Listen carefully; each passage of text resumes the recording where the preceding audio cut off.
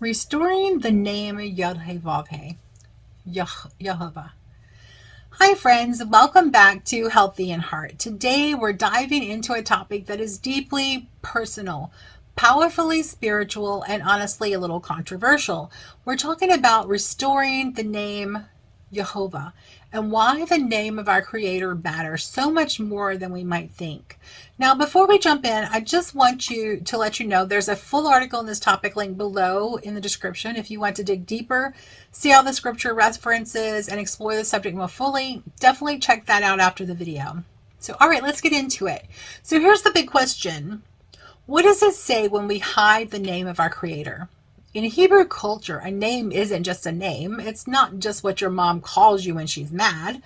A name is your fame, your reputation, your identity. It tells the world who you are and what you've done. Think about this for a second.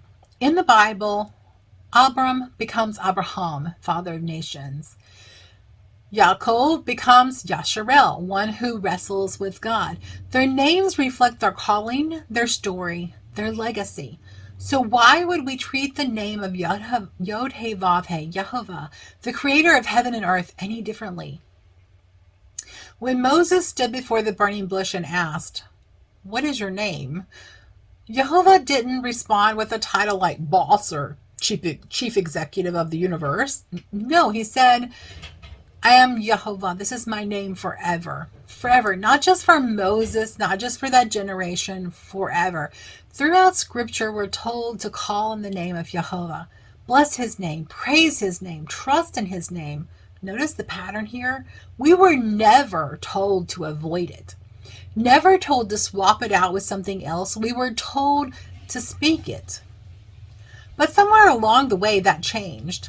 Out of fear of misusing the name, breaking the commandment not to take it in vain, Jewish leaders began avoiding saying it altogether. They started using the word Adonai, meaning Lord, as a substitute.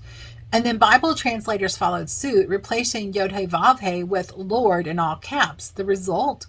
Silence, disconnection, loss of identity. Now here's the thing. Lord is a title. It's not a personal name. It could refer to anyone in authority. But Yehovah, that name is personal.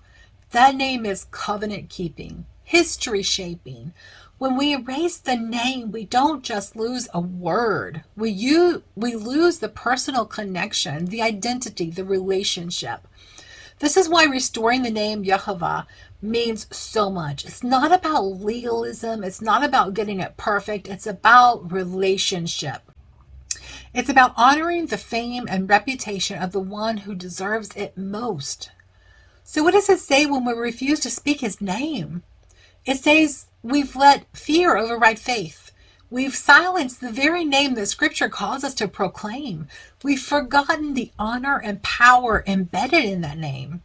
But the good news is we can reverse that. We can return to the biblical pattern, not by misusing his name, but by restoring it to its rightful place in our hearts, our prayers, and our praises.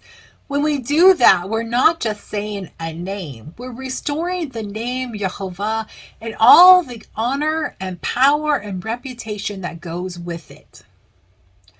If this message resonated with you and you want to learn more, I invite you to check out the full article link below this video in the description. It goes into more detail with scripture examples and explains why restoring the name Yehovah is so important for believers today. And if you found this video helpful, don't forget to like, share, and subscribe to the channel. Let's keep learning and growing together. And until next time, stay healthy in heart.